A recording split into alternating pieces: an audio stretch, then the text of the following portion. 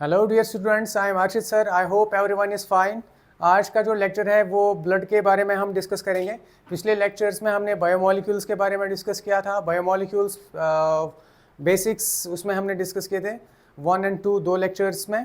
और आज जो है हमने सोचा थोड़ा फिजियोलॉजी के रिलेटेड जो है ह्यूमन फिजियोलॉजी के रिलेटेड चीज़ें थोड़ा सा बेसिक जो टॉपिक्स हैं उनको मैं समझा दूँ, और ताकि आगे जाके आपके लिए वो इजी हो जाए। सो आज हम डिस्कस करने वाले हैं ब्लड के रिलेटेड जितने भी चीज़ें हैं, चाहे वो ब्लड सेल्स हो या ब्लड के अंदर जो फ्लूइड वाला जो पार्ट है, प्लाज्मा जिसको हम बोलते हैं, उसकी बात करें। हर एक चीज़ को हम समझने की कोशिश करेंगे, और मुझे उम्मीद है आप कंसंट्रेट करेंगे और चीज़ों को समझने की बिल्कुल कोशिश करेंगे। ओके, सो ब्लड जो है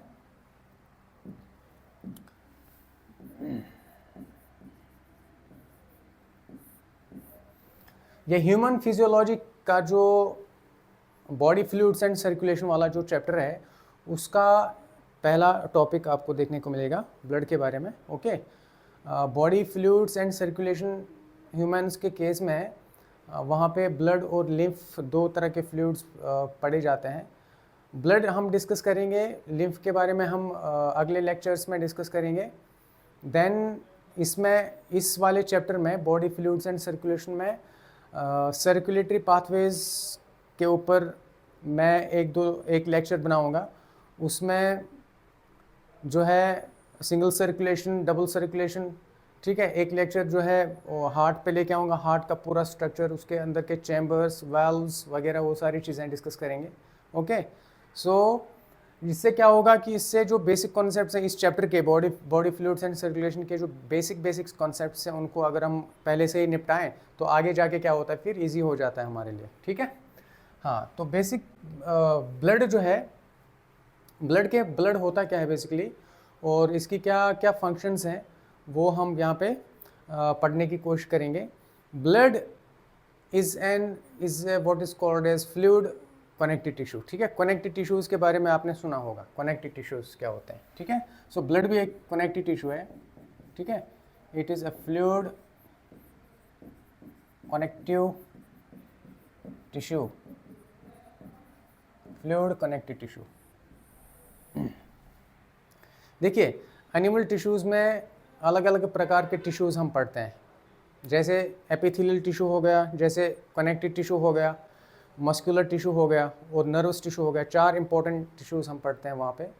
और कनेक्टिव टिश्यू जो है it is further classified into loose connective tissue, हाँ, डेंस कनेक्टिव टिश्यू, अच्छा, स्पेशलाइज्ड कनेक्टिव टिश्यू। 3 तरह के उसमें हम उसको क्लासिफाई करते हैं, loose, dense and specialised connective tissue. Loose connective tissue में फर्दर क्या आते हैं, एरियोलर टिश्यू आता है, एडिपोज टिश्यू आता है। देन डेंस वाला जो है उसमें डेंस रेगुलर, डेंस इरेगुलर, ठीक है, उसमें टेंडन एंड लिगामेंट्स आते हैं। इसी तरह स्पेशलाइज्ड कनेक्टिव टिश्यू के फर्दर 2 कैटेगरीज हैं।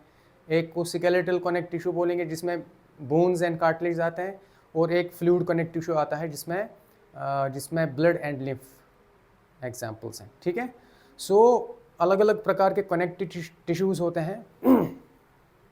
ये डिपेंड करता है कि इनमें किस तरह का मैट्रिक्स है और किस तरह के सेल्स प्रेजेंट हैं, उस बेसिस पे कनेक्टिव टिश्यू के डिफरेंट टाइप्स हैं। सो इसका मैट्रिक्स फ्लूइड नेचर का होता है, इसलिए इसको हम बोलते हैं क्या, fluid connective tissue.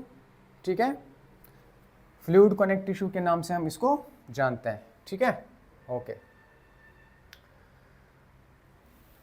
Blood basically body में इसका अगर हम पीएच देखें तो 7.3 टू 7.4 है, इसके बीच में इसका पीएच वैल्यू होता है। 7.3 टू 7.4, या हम ये कह सकते हैं कि स्लाइटली अल्कलाइन होता है, स्लाइटली अल्कलाइन नेचर का होता है, स्लाइटली अल्कलाइन नेचर का होता है। ओके, इसमें आपको 2 कंपोनेंट्स देखने को मिलते हैं ब्लड के अंदर। 2 इंपॉर्टेंट कंपोनेंट्स आपको यहाँ पे देखने को मिलते हैं। ठीक है, एक को हम बोलते हैं ब्लड प्लाज्मा, प्लाज्मा जिसको बोलते हैं प्लाज्मा, ठीक है, ब्लड प्लाज्मा। और दूसरा जिसमें सेल्स पाए जाते हैं, उन सेल्स को हम फॉर्म्ड एलिमेंट्स के नाम से जानते हैं। फॉर्म्ड एलिमेंट्स बोलते हैं। ब्लड सेल्स बोलेंगे, जैसे आरबीसीज हो गए, डब्ल्यूबीसीज हो गए, प्लेटलेट्स हो गए, ठीक है। They are collectively called as formed elements, ठीक है। आरबीसीज आते हैं इसमें, डब्ल्यूबीसीज एंड प्लेटलेट्स। ये सब मिला के ना इनको हम फॉर्म्ड एलिमेंट्स के नाम से जानते हैं। समझ गए बात को, राइट? ओके। ब्लड प्लाज्मा जो है ये एक मेन कंपोनेंट होता है। It contributes about 55% of the total blood volume. Total blood volume का 55% कंट्रीब्यूट करता है प्लाज्मा, और 45% कंट्रीब्यूट करते हैं कौन? Formed elements. कितना? 45%। ठीक है। प्लाज्मा की अगर हम बात करें, पहले ब्लड प्लाज्मा क्या होता है, ठीक है, उसके बाद हम फॉर्म्ड एलिमेंट्स की बात करेंगे। आरबीसीज, डब्ल्यूबीसीज और प्लेटलेट्स, एक एक करके इन सेल्स की हम बात करेंगे। प्लाज्मा क्या होता है? Plasma is basically the liquid extra cellular matrix. देखो, एक जो ब्लड होता है, ब्लड का नेचर कैसा होता है? फ्लूइड नेचर, ठीक है, फ्लूइड नेचर का होता है। तो वो फ्लूइड नेचर जो ब्लड का होता है, ठीक है, वो किसकी वजह से होता है? वो इस प्लाज्मा की वजह से होता है, blood plasma. Because blood plasma जो है ये एक extra cellular, liquid extra cellular matrix बनाता है, जिसकी वजह से वो ब्लड में वो फ्लूइड नेचर पाया जाता है। इसका मैक्सिमम कंपोजिशन आप देखेंगे वो वाटर होता है, 90 to 92% इसका वाटर होता है। ठीक है।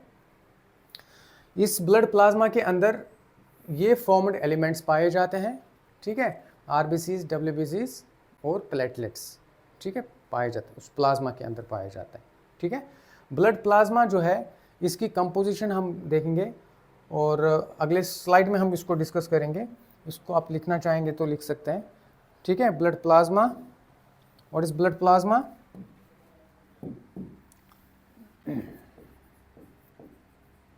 ब्लड प्लाज्मा क्या होता है? लिक्विड एक्स्ट्रा सेल्यूलर मैट्रिक्स होता है। Liquid extra cellular matrix, liquid extra cellular matrix होता है, ठीक है। It contributes about 55% of the total blood volume. 55% of total blood volume.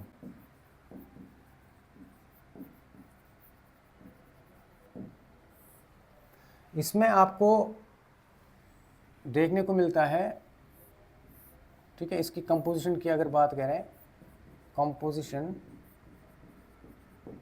इसमें आपको 90 to 92% वाटर देखने को मिलता है।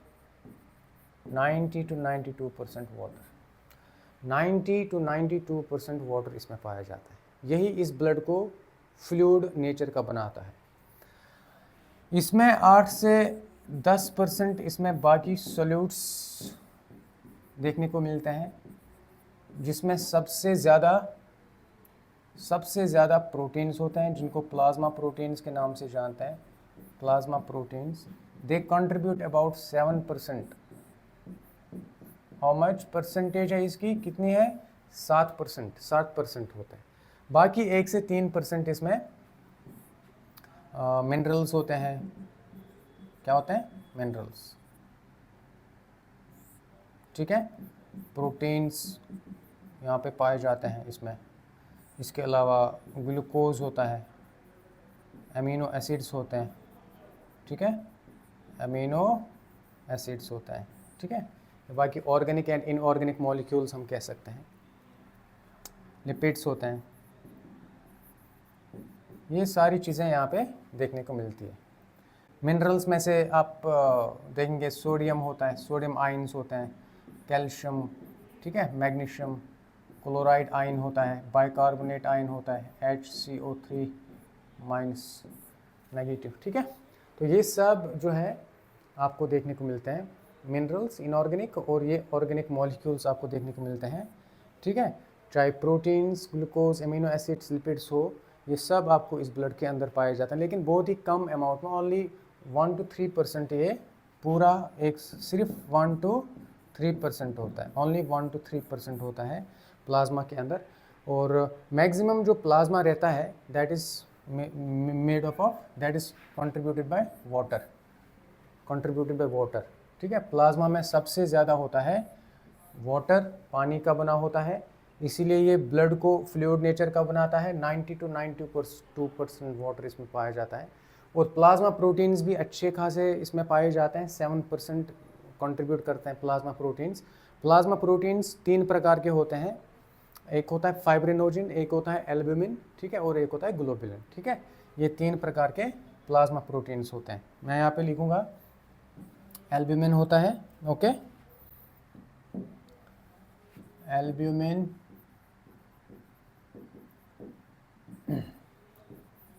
Globulin, fibrinogen.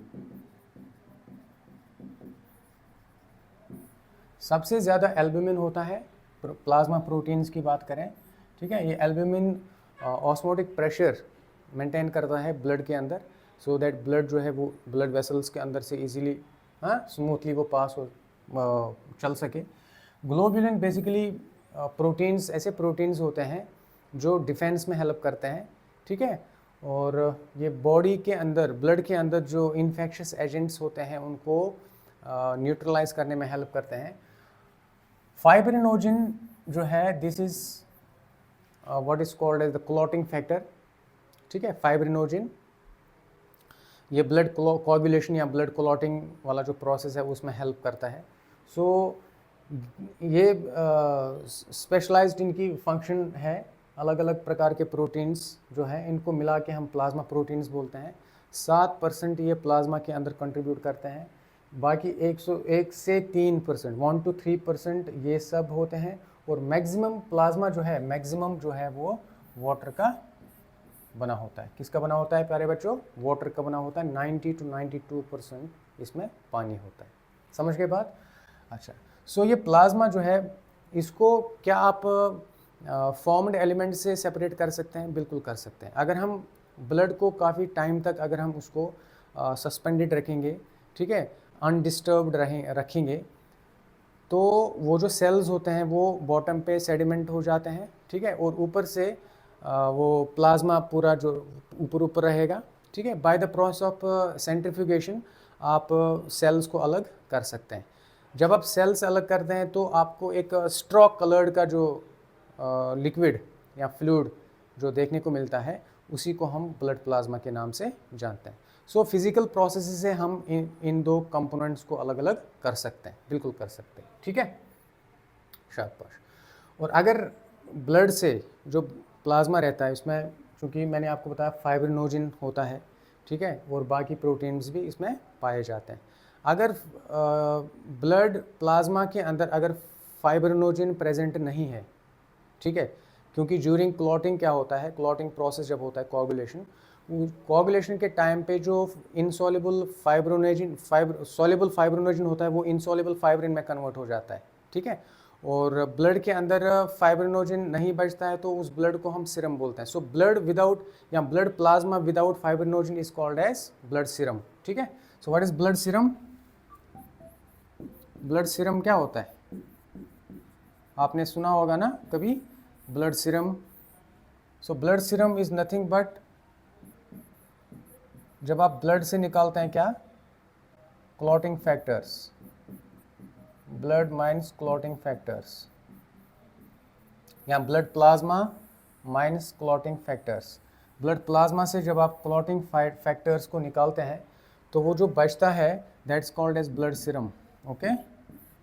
अच्छा, इसी तरह जब आप ब्लड से फॉर्म्ड एलिमेंट्स को निकालते हैं तो जो बचता है जो फ्लूइड उसको बोलते हैं ब्लड प्लाज्मा, ठीक है। समझ गए बात? वो हमने ऑलरेडी डिस्कस किया। ब्लड से जब आप माइनस करोगे क्या? Formed elements. जब आप ब्लड से फॉर्म्ड एलिमेंट्स निकालते हो तो वो जो फ्लूइड एक्स्ट्रा सेलुलर मैट्रिक्स बचता है that's called as blood plasma. Blood that is called as blood plasma. इसी प्लाज्मा से फिर आप जब क्लॉटिंग फैक्टर्स निकालते हो, क्या निकालते हो? क्लॉटिंग फैक्टर्स, तो बचता क्या है, ब्लड सीरम बचता है, समझ गए। सो ब्लड प्लाज्मा क्लियर हुआ, ब्लड सीरम क्लियर हुआ, ये दो टर्म्स। और फॉर्म्ड एलिमेंट्स की हम अभी बात करेंगे, फॉर्म्ड एलिमेंट्स क्या होता है, ठीक है। आई होप कि आपको ब्लड, ये वाला ब्लड प्लाज्मा वाला पोर्शन आपको क्लियर हुआ होगा। अब नेक्स्ट पे चलते हैं, that's called as formed elements.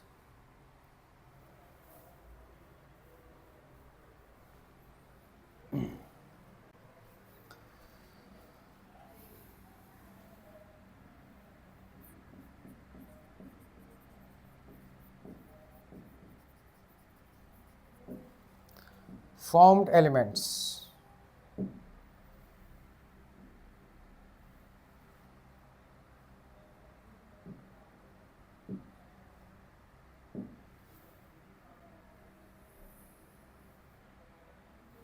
क्या होते हैं फॉर्म्ड एलिमेंट्स और इसमें क्या क्या चीज़ें आती है, मैं यहाँ पे आपको बताता हूँ। इसमें एक तो आरबीसीज आते हैं, इसमें आते हैं डब्ल्यूबीसीज, और इसमें आते हैं प्लेटलेट्स। इनको सेल फ्रेगमेंट्स बोलते हैं। ये जो प्लेटलेट्स होते हैं ये पूरे सेल्स नहीं होते, फुल फ्लेज्ड सेल्स नहीं होते, सेल फ्रेगमेंट्स बोलते हैं इनको। इनको हम बोलते हैं, ये कंप्लीट सेल्स होते हैं, आरबीसीज डब्ल्यूबीसीज, ये कंप्लीट ब्लड सेल्स बोलते हैं इनको। ये कंप्लीट ब्लड सेल्स नहीं होते, फ्रेगमेंट्स होते हैं, ठीक है, ठीक है। जिस प्रोसेस से ब्लड सेल्स, जिस प्रोसेस से बनते हैं बॉडी के अंदर, ठीक है, उस प्रोसेस को हम बोलते हैं हीमेटोपोइसिस। क्या बोलते हैं इसको, हीमेटोपोइसिस। सो व्हाट इज हीमेटोपोइसिस, हीमेटोपोइसिस बोलो या हीमोपोइसिस बोलो, एक ही बात है, हीमेटोपोइसिस, हीमेटोपोइसिस। व्हाट इज हीमेटोपोइसिस, मैं बताता हूँ आपको हीमेटोपोइसिस क्या होता है, ओके। हीमेटोपोइसिस जो है,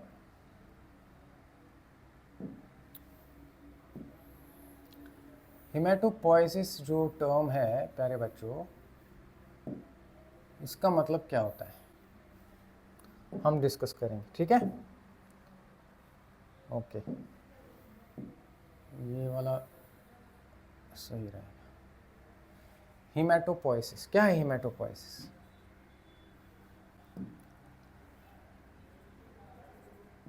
it is the process of formation of blood cells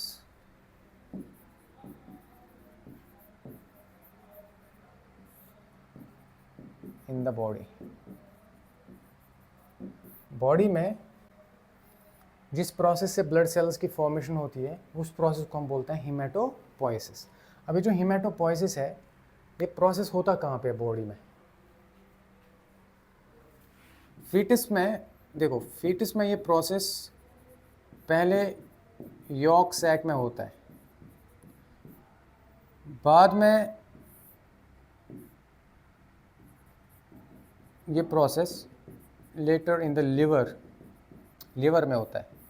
पहले ये प्रोसेस यॉर्क सैक में होता है, बाद में ये प्रोसेस लिवर में होता है, ठीक है। बिफोर बर्थ जो फीटस होता है, ठीक है, बिफोर बर्थ ये प्रोसेस कहाँ पे होता है, यॉर्क सैक में होता है, और उसके बाद लिवर में होता है। आफ्टर बर्थ की अगर हम बात करें, ये प्रोसेस जो है ना रेड बोन मैरो में होता है। कहाँ पे, रेड बोन मैरो,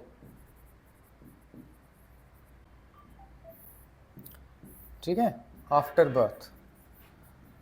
बर्थ ये प्रोसेस कहाँ पे होता है, रेड बोन मैरो में होता है, ठीक है।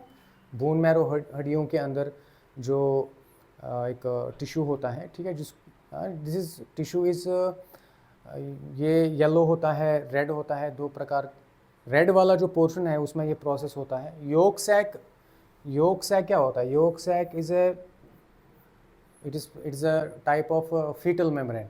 फीटस की जब डेवलपमेंट होती है, ठीक है, एम्ब्रियोनिक डेवलपमेंट में जब फीटस होता है तो उसमें अलग अलग प्रकार के मेम्ब्रेन्स डेवलप होते हैं, कुछ प्रोटेक्टिव मेम्ब्रेन्स, ठीक है, जिनको हम फीटल मेम्ब्रेन्स के नाम से जानते हैं, जैसे एमनियन हो गया, कोरियन हो गया, ठीक है, एलेंटॉइस एक है, एक यॉर्क सैक है, ठीक है, ये सब प्रोटेक्टिव मेम्ब्रेन्स होते हैं और प्रोटेक्शन के अलावा और भी अलग अलग काम करते हैं। जैसे यहाँ पे ब्लड सेल्स की फॉर्मेशन होती है जब ये बच्चा जब फीटल लाइफ का होता है बिफोर बर्थ, और आफ्टर बर्थ जो है ये प्रोसेस लिवर के अंदर होता है,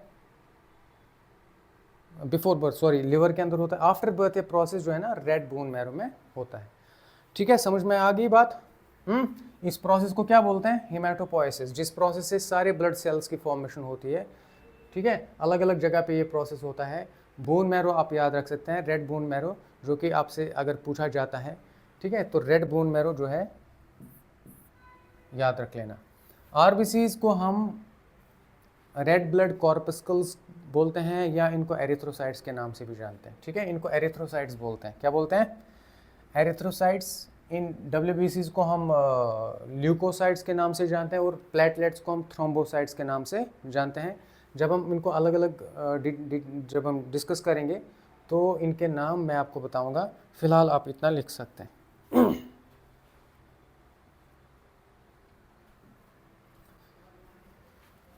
चलो आरबीसीज की हम बात करेंगे। आरबीसीज क्या होता है प्यारे बच्चों? देखो आरबीसीज क्या होते हैं, मैं आपको बताता हूँ। आरबीसीज को हम एरिथ्रोसाइट्स के नाम से भी जानते हैं, also called as erythrocytes.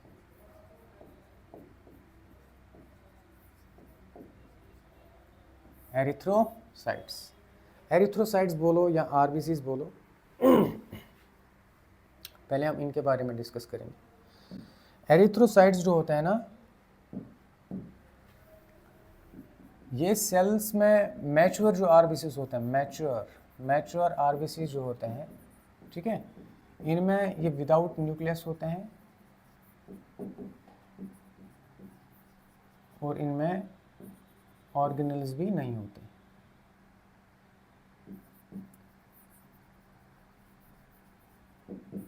Without nucleus होते हैं और विदाउट सेल ऑर्गेनेल्स ये होते हैं।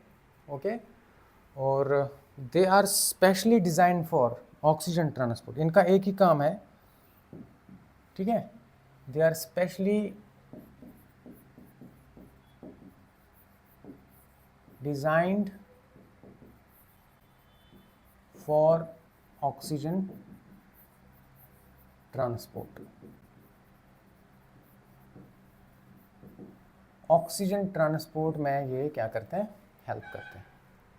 ठीक है, ऑक्सीजन ट्रांसपोर्ट, हमारे बॉडी में ऑक्सीजन जब हम लेते हैं तो वो ऑक्सीजन जो है ना ब्लड के अंदर के जो आरबीसीज हैं, ठीक है, ब्लड के अंदर जो आरबीसीज होते हैं, आरबीसीज में एक प्रोटीन देखने को मिलता है, उसको बोलते हैं हीमोग्लोबिन। क्या बोलते हैं इसको? हीमोग्लोबिन। ठीक है, तो आरबीसीज का साइटोसॉल होता है, साइटोसॉल ऑफ आरबीसीज। ठीक है, आरबीसीज में साइटोप्लाज्म जो होता है, साइटोसॉल जिसको बोलेंगे, साइटोप्लाज्म हम नहीं कह सकते क्योंकि ऑर्गेनेल्स तो होते ही नहीं है, तो वही बस वो फ्लूइड वगैरह रहता है उसमें, जिसकी वजह से आरबीसीज अलाइव रहते हैं। वो फ्लूइड बेसिकली क्या है? This that is cytosol. उस साइटोसॉल के अंदर बस सिर्फ एक ही चीज़ है, वो क्या है? That is oxygen carrying protein called as haemoglobin. Haemoglobin, what is haemoglobin? Haemoglobin is an oxygen carrying protein. ये एक ऑक्सीजन कैरिंग प्रोटीन है जो ऑक्सीजन को कैरी करता है, ठीक है, हमारे ब्लड के थ्रू। ओके, एक हीमोग्लोबिन के साथ 4 ऑक्सीजन मॉलिक्यूल्स जुड़ सकते हैं। ठीक है, 4 ऑक्सीजन मॉलिक्यूल जुड़ सकते हैं एक हीमोग्लोबिन के साथ। तो हमारे ब्लड के अंदर अगर आप देखेंगे, आरबीसीज के अंदर ये प्रोटीन होता है जो ऑक्सीजन ट्रांसपोर्ट के लिए स्पेशली डिज़ाइंड होते हैं और ये काम को बखूबी अंजाम देते हैं। ठीक है, अच्छा, एक आरबीसी के अंदर अगर आप देखोगे ना, ठीक है, एक आरबीसी के अंदर एक आरबीसी के अंदर लगभग 280 मिलियन हीमोग्लोबिन मॉलिक्यूल्स होते हैं। कितने? 280। मतलब इतने सारे हीमोग्लोबिन मॉलिक्यूल्स को ये एकोमोडेट कर सकते हैं। वो इसलिए क्योंकि आरबीसीज के अंदर बाकी ऑर्गेनल्स प्रेजेंट नहीं होते, न्यूक्लियस नहीं होता है, जिसकी वजह से स्पेस पूरी खाली है आरबीसीज के अंदर, और जिसकी वजह से इतने सारे हीमोग्लोबिन मॉलिक्यूल्स एडजस्ट हो सकते हैं या एकोमोडेट हो सकते हैं। ठीक है, अच्छा, दिस इज HB मतलब हीमोग्लोबिन मॉलिक्यूल्स। ओके, आरबीसी का नंबर कितना होता है प्यारे बच्चों? आरबीसी जो होता है इसका नंबर अगर आप देंगे ना, ठीक है, वो 5 to 5.5 मिलियन आरबीसीज होते हैं, ठीक है, पर क्यूबिक mm ऑफ ब्लड, पर क्यूबिक mm ऑफ ब्लड।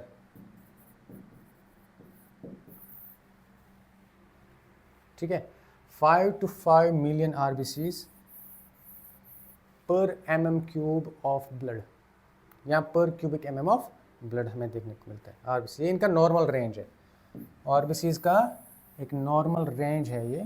ठीक है, अगर ये नंबर कम हुआ किसी रीज़न की वजह से, या नंबर बढ़ गया किसी रीज़न के कारण से, तो अलग अलग कंडीशंस, अलग अलग जो हेल्थ कंडीशंस हैं वो डेवलप हो सकते हैं। जैसे अगर नंबर बढ़ता है तो उस कंडीशन को हम बोलते हैं polycythaemia, polycythaemia.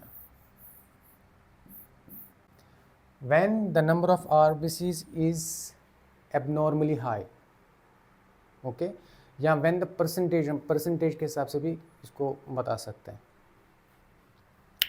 when the number of RBCs is abnormally high, abnormally high, जब RBCs का नंबर काफ़ी ज़्यादा होता है तो उस कंडीशन को हम पॉलीसाइथीमिया बोलते हैं। अगर यही नंबर अगर कम हुआ तो उसको एरिथ्रोसाइटोपेनिया, एरिथ्रोसाइटोपेनिया के नाम से जानते हैं। Erythrocytopenia, what is erythrocytopenia? Decrease in the number of RBCs. RBCs का नंबर डिक्रीज होने के कारण ये डिजीज़, ये प्रॉब्लम हो सकता है, एरिथ्रोसाइटोपेनिया। एक एनीमिया भी होता है, anaemia. What is anaemia? Anaemia का मतलब होता है जब हीमोग्लोबिन का अमाउंट कम होता है ब्लड के अंदर। ठीक है, decreased amount of haemoglobin, HB। Haemoglobin कम होता है तो एनीमिया बोलेंगे। आरबीसीज का नंबर कम होता है तो एरिथ्रोसाइटोपेनिया बोलेंगे। आरबीसीज का नंबर अगर ज़्यादा होता है तो क्या बोलेंगे? पॉलीसाइथीमिया बोलेंगे। सो ठीक है, सो ये इसका नॉर्मल रेंज होता है 5 to 5.5 मिलियन आरबीसीज पर क्यूबिक mm ऑफ ब्लड होता है। ठीक है, एक आरबीसी के अंदर इतने सारे हीमोग्लोबिन मॉलिक्यूल्स पाए जाते हैं, 280 मिलियन हीमोग्लोबिन मॉलिक्यूल्स। ओके, ये हीमोग्लोबिन क्या है? ऑक्सीजन कैरिंग प्रोटीन है। ठीक है, जो ऑक्सीजन कैरी करने में हेल्प करता है, इसीलिए they are RBCs are specially design for oxygen transport. ठीक है, और इनका जो शेप है वो अगर आप देखेंगे तो वो बाइकॉनकेव होता है। बाइकॉनकेव बोले तो ठीक है, डम्बल शेप्ड होता है। ठीक है, लगभग ऐसा इनका शेप रहता है आरबीसीज का, डम्बल शेप्ड होता है। ये इसलिए, इसके दो कारण हैं। एक तो ये कि सरफेस एरिया इंक्रीज होता है। ठीक है, सरफेस एरिया बढ़ जाता है, सरफेस एरिया इंक्रीज हो जाता है। और दूसरा इसका मकसद ये है कि ये इसको बर्स्ट होने से बचाता है जब ये सेल्स हाइपोटोनिक सॉल्यूशन में पाए जाते हैं। ठीक है, they help in, they prevent bursting of cells when present in hypotonic solution solution. Hypotonic solution में जब ये पाए जाते हैं तो बर्स्ट होने से बचाया जाता है, ठीक है। इसीलिए ये डम्बल शेप के होते हैं। समझ गए बात को। सो आरबीसीज जो है काफ़ी इम्पोर्टेंट सेल्स होते हैं हमारी बॉडी के अंदर। इनका नंबर इसके बीच में होता है और ये हमारी बॉडी में ऑक्सीजन को ट्रांसपोर्ट करता है। किस चीज़ को? ब्लड के थ्रू हीमोग्लोबिन के साथ मिलके, ठीक है, एक कंपाउंड बनता है, उसको बोलते हैं ऑक्सी हीमोग्लोबिन, ठीक है। ऑक्सी हीमोग्लोबिन की फॉर्म में ये ट्रांसपोर्ट हो जाता है। छोटा सा अमाउंट ऑफ ब्लड जो है वो डिज़ोल्व फॉर्म में प्लाज्मा के अंदर ट्रांसपोर्ट होता है। only 3%, 97% of the oxygen is transported in the form of oxyhemoglobin। इस हीमोग्लोबिन के साथ बाइंड होके ये ऑक्सीजन जो है ट्रांसपोर्ट हो जाता है 97%, मतलब पूरा ऑक्सीजन समझो आप। अच्छा ठीक है। सो ऑक्सीजन के बारे में, और ऑक्सीजन जो है इसका लाइफ स्पैन के बारे में थोड़ा सा बताता हूँ। इसका लाइफ स्पैन जो है ना वो 120 डेज़ का होता है, ठीक है। और स्प्लीन जो एक ऑर्गन हमारे बॉडी में पाया जाता है, स्प्लीन, उसको ग्रेव यार्ड ऑफ आरबीसीज के नाम से जानते हैं, ठीक है। I hope you understand this points. अब हम बाद में इसमें डब्ल्यूबीसीज हम डिस्कस करेंगे, ठीक है। पहले आप इसको लिखो।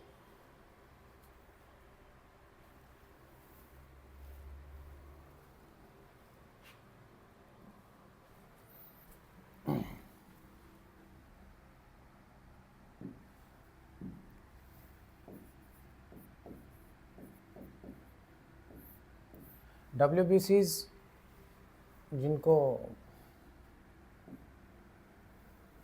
ल्यूकोसाइट्स के नाम से भी जानते हैं,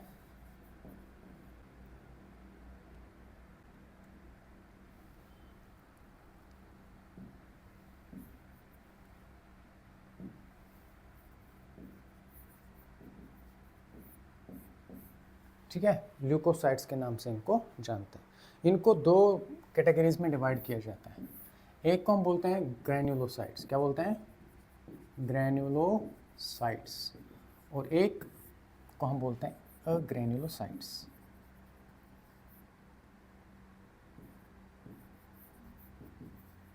ग्रैन्युलोसाइट्स एंड एग्रैन्युलोसाइट्स।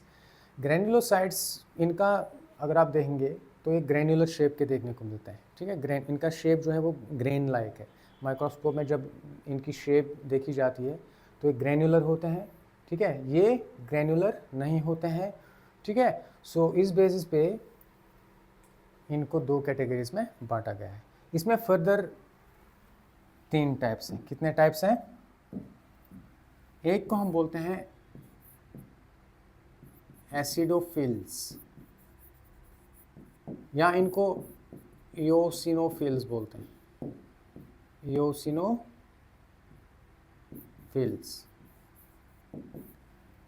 इनको बेसोफिल्स के नाम से जान, दूसरा बेसोफिल्स। और एक होता है न्यूट्रोफिल्स।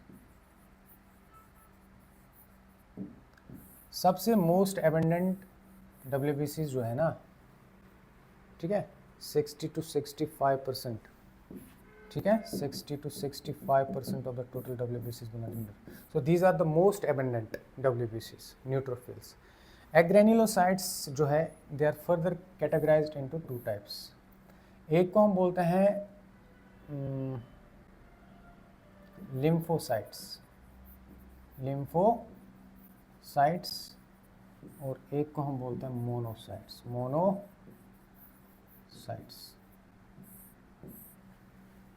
ठीक है। सो acidophils, eosinophils, basophils, neutrophils, they are collectively called as granulocytes because they are granular in structure. Agranulocytes जो है इसमें आते हैं lymphocytes एंड मोनोसाइट्स। न्यूट्रोफिल्स जो है, न्यूट्रोफिल्स सबसे मोस्ट एबंडेंट है, और लिम्फोसाइट्स क्या है, सबसे ये क्या बोलते हैं इनको, सेकंड मोस्ट एबंडेंट होता है। सेकंड मोस्ट एबंडेंट दूसरे नंबर पे, ये पहले नंबर पे। तो मोस्ट एबंडेंट, ये मोस्ट एबंडेंट है, most abundant leukocytes. Okay, acidophils या इओसिनोफिल्स जो होते हैं, ठीक है, एसिडोफिल्स या इओसिनोफिल्स क्या होते हैं ये सेल्स? ये बेसिकली एक एसिडिक डाई है, उसके साथ इसको जब स्टैंड किया जाता है तो ये रेड कलर के हो जाते हैं, ठीक है। उस एसिडिक, क्योंकि वो डाई एसिडिक है इसीलिए इनको एसिडोफिल्स के नाम से जानते हैं, और क्योंकि उस एसिडिक डाई का नाम इओसिन है, इओसिन EOSIN, इसीलिए इनको इओसिनोफिल्स के नाम से जानते हैं। तो ये दोनों नाम जो है ना, ये किस बेसिस पे हैं कि ये कौन सा डाई के साथ इनको स्टैंड किया जाता है, जिस डाई की वजह से इनका कलर जो है ना वो रेड हो जाता है और ये क्लियरली विजिबल हो जाते हैं, अच्छे से इनको देख सकते हैं माइक्रोस्कोप के अंदर। ओके, ब्लड सेल्स को जब आप स्टैनिंग करते हैं, स्टैनिंग के बाद जब आप उनको माइक्रोस्कोप में देखना चाहेंगे तो वो आपको क्लियरली विजिबल हो जाते हैं स्टैनिंग के बाद। ओके, सो ये कुछ पर्टिकुलर स्टैंड्स को लेते हैं, जैसे एसिडोफिल्स इओसिन वाले स्टैंड को लेते हैं, क्योंकि इसका नेचर एसिडिक होता है इसलिए इनको एसिडोफिल्स बोलते हैं, ठीक है, या इओसिनोफिल्स बोलते हैं। इसी तरह बेसोफिल्स जो है ये एक बेसिक डाई के साथ स्टैंड हो जाते हैं, उस बेसिक डाई का नाम है हिमेटोजाइलिन, ठीक है। तो उस क्योंकि वो डाई बेसिक है इसीलिए इनको हम बोलते हैं बेसोफिल्स। क्या बोलते हैं इनको? बेसोफिल्स। न्यूट्रोफिल्स किसी भी डाई के साथ स्टैंड नहीं होते हैं, ठीक है, क्योंकि ये न्यूट्रल होते हैं, मोस्ट एबंडेंट होते हैं, इनका नेचर फैगोसाइटिक का होता है, फैगोसाइटिक, ठीक है। अच्छा, इनके न्यूक्लियस के शेप, न्यूक्लियस का जो शेप है वो अलग अलग है, न्यूक्लियस के शेप के बेसिस पे भी हम इनको क्या करते हैं, डिफरेंशिएट करते हैं।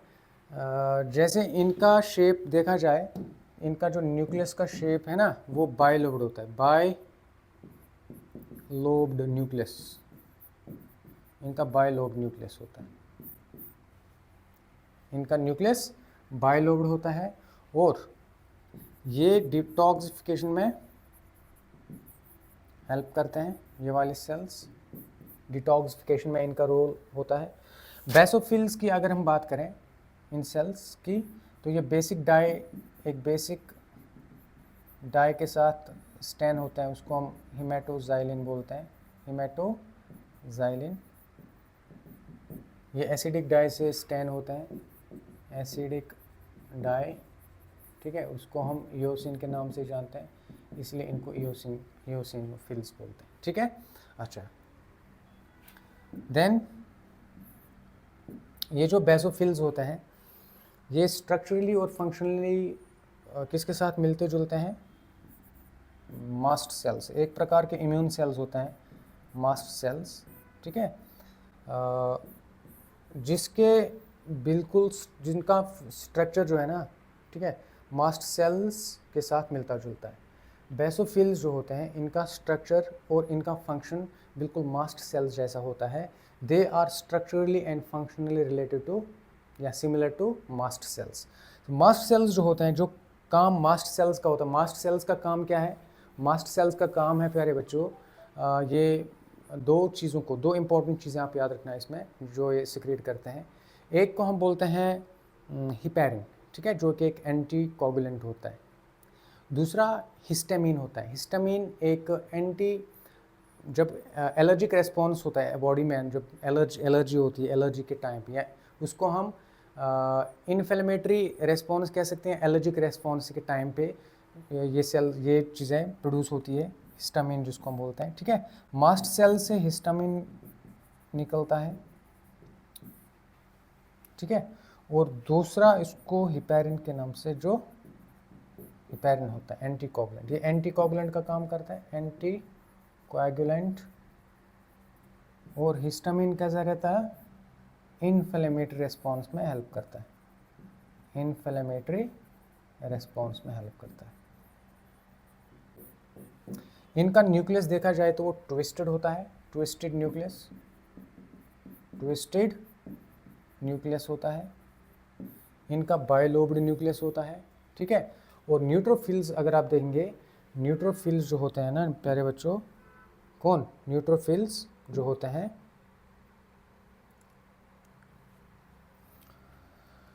न्यूट्रोफिल्स जो होते हैं, ठीक है, इनके न्यूक्लियस का शेप जो है वो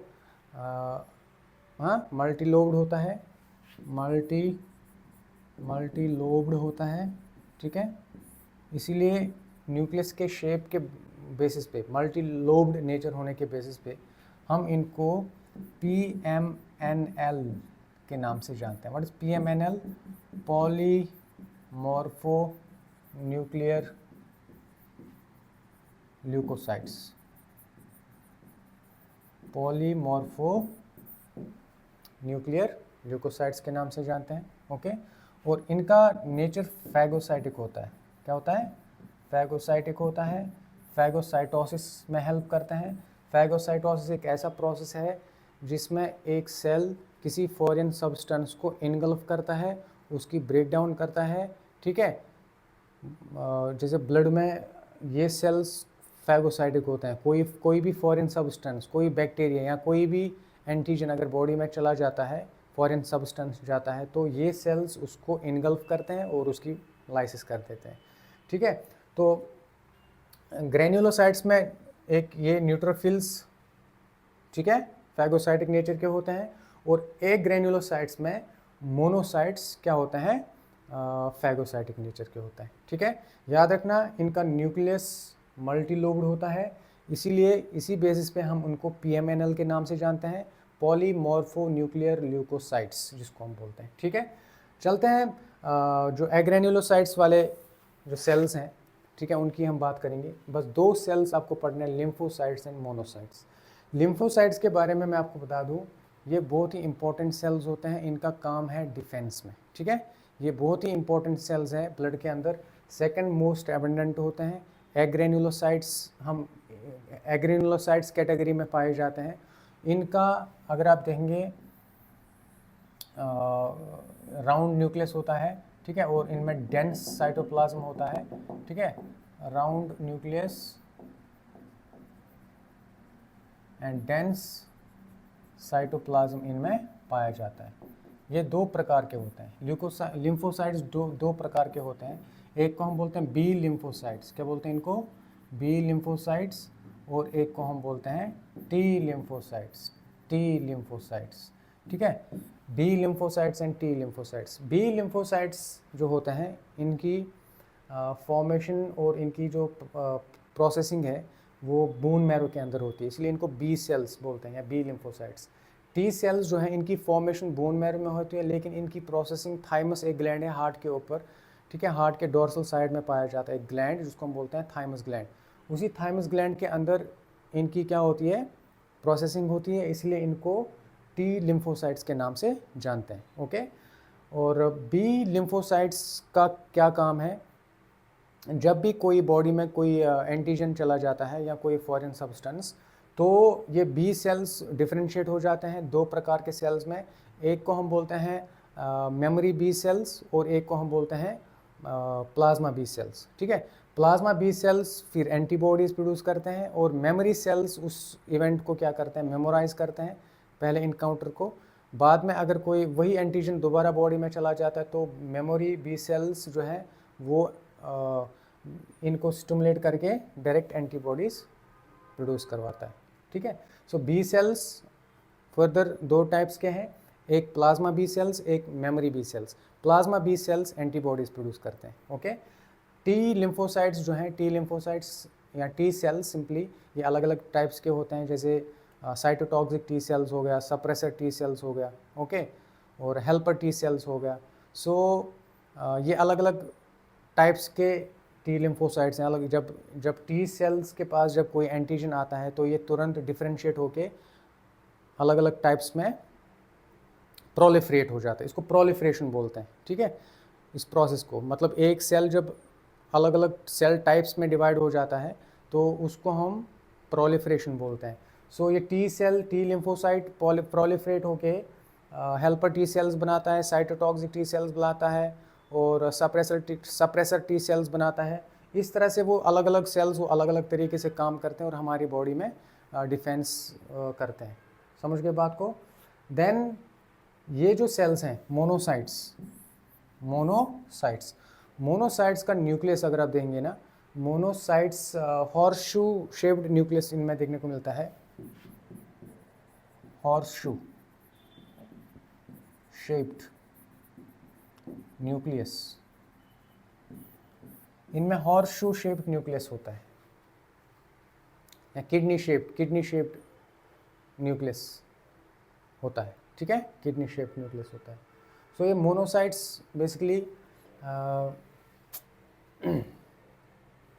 ये भी फैगोसाइटिक होते हैं। क्या होते हैं?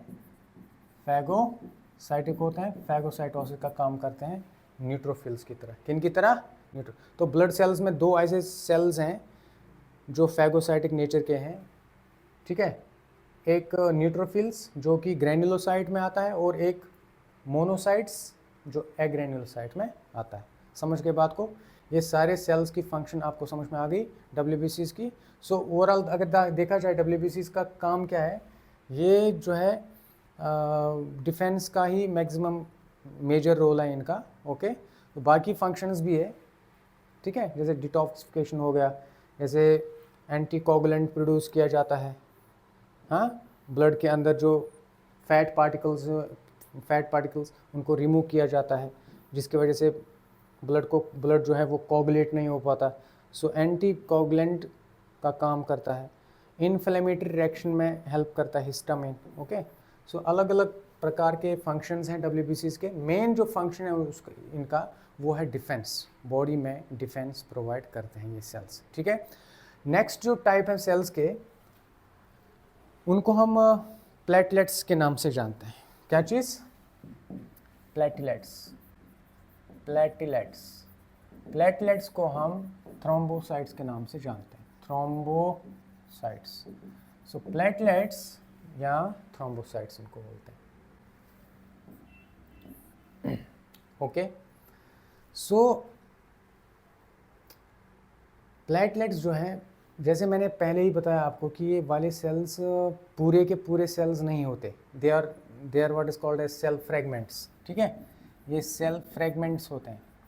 जब हमारी बॉडी में जब हीमेटोपोइसिस होता है, ब्लड सेल्स की फॉर्मेशन होती है, RBCs WBCs के साथ साथ एक और प्रकार के सेल्स बनते हैं जिनको बोलते हैं मेगा कैरियोसाइट्स, ठीक है, ठीक है। तो ये मेगा कैरियोसाइट्स जो है ये डिवाइड हो जाते हैं, karyocytes.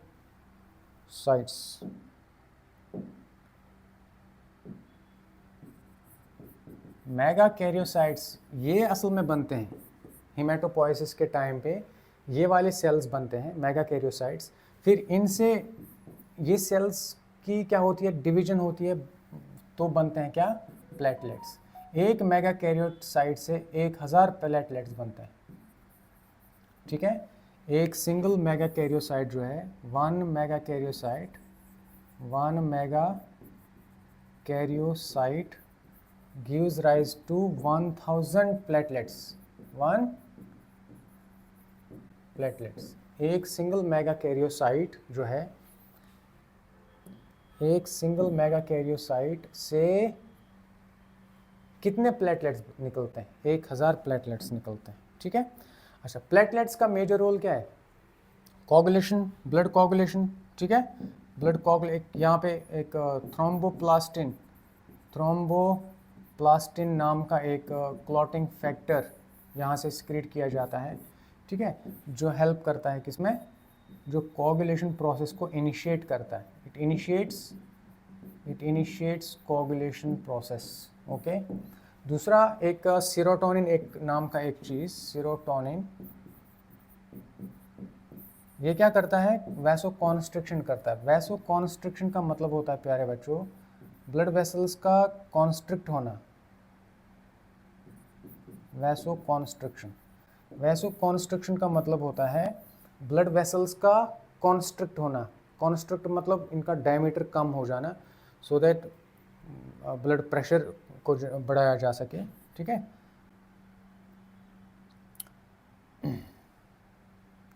constriction of blood vessels, एक होता है वैसो डायलेशन। वैसो डायलेशन का मतलब होता है ब्लड वेसल का डायमीटर बढ़ाया जाता है। जब ब्लड वेसल्स का डायमीटर बढ़ता है ना तो ब्लड का प्रेशर कम होता है। जब जब ब्लड वेसल्स का डायमीटर कम होता है तो ब्लड का प्रेशर बढ़ता है। समझ गए बात? सो कम होना, डायमीटर कम होना वैसो कॉन्स्ट्रिक्शन, डायमीटर ज़्यादा होना वैसो डायलेशन। सो ये सीरोटोनिन वैसो कॉन्स्ट्रिक्शन का काम करता है। थ्रोम्बोप्लास्टिन जो एक कोगुलेशन का काम करता है या क्लॉटिंग का काम करता है। कोगुलेशन को हम क्लॉटिंग के नाम से भी जानते हैं। ठीक है, सो तीनों प्रकार के सेल्स हमने डिस्कस किए। ठीक है, हमने ब्लड प्लाज्मा भी देखा। हमने ब्लड प्लाज्मा के साथ साथ फॉर्म्ड एलिमेंट्स, तीनों फॉर्म्ड एलिमेंट्स को हमने डिस्कस किया। ठीक है, आरबीसीज, डब्ल्यूबीसीज, प्लेटलेट्स। ओके, आई होप आपको ये समझ में आ गया होगा, अच्छे से समझ में आया होगा, मैं उम्मीद करता हूँ। किसी को अगर कोई भी परेशानी हो इस लेक्चर के रिलेटेड, किसी को कोई चीज़ समझ में ना आई हो या कोई भी दिक्कत रही हो तो कमेंट में आप ये चीज़ पूछ सकते हैं। ठीक है, it will be my pleasure to respond to you. दूसरी बात, ये टॉपिक जो है एक बेसिक लेवल पे हमने इस चीज़ को डिस्कस किया। ठीक है, और इसमें बहुत सारी चीज़ें आती है, जैसे कोगुलेशन कैसे होता है, इसका मैकेनिज़्म क्या है, वो हम पढ़ेंगे। ठीक है, अच्छा, अलग अलग प्रकार के अलग अलग इसमें चीज़ें पूछी जाती है एग्ज़ाम्स में। सो वो एक अलग टॉपिक लेके आएंगे हम। ठीक है, वहाँ पे वो चीज़ें डिस्कस की जाएंगी, जो जो चीज़ें इसमें रहती है। बाकी जो जो बेसिक चीज़ें हैं वो आपका पूरा यहाँ पे कंप्लीट हो जाता है। इस चीज़ को अगर आप पढ़ेंगे, एक बार थोड़ा रिवाइज़ करेंगे तो आपको ये चीज़ें माइंड में रहेंगी। ठीक है, लॉन्ग टर्म के लिए आपको एग्ज़ाम में कोई भी दिक्कत नहीं होगी। ठीक है, इतना मैं एश्योरिटी के साथ कह सकता हूँ। ये चीज़ समझ गए बात को? सो ये क्लियर हुआ होगा, आई होप। सो नेक्स्ट जो टॉपिक रहेगा, ठीक है, जो नेक्स्ट वाला जो टॉपिक हम लेके आएंगे आपके साथ शेयर करेंगे। ठीक है, सो तब तक आप इस टॉपिक को अच्छे से पढ़ सकते हैं। ठीक है, सो नेक्स्ट लेक्चर के लिए थैंक यू वेरी मच। अल्लाह हाफिज़।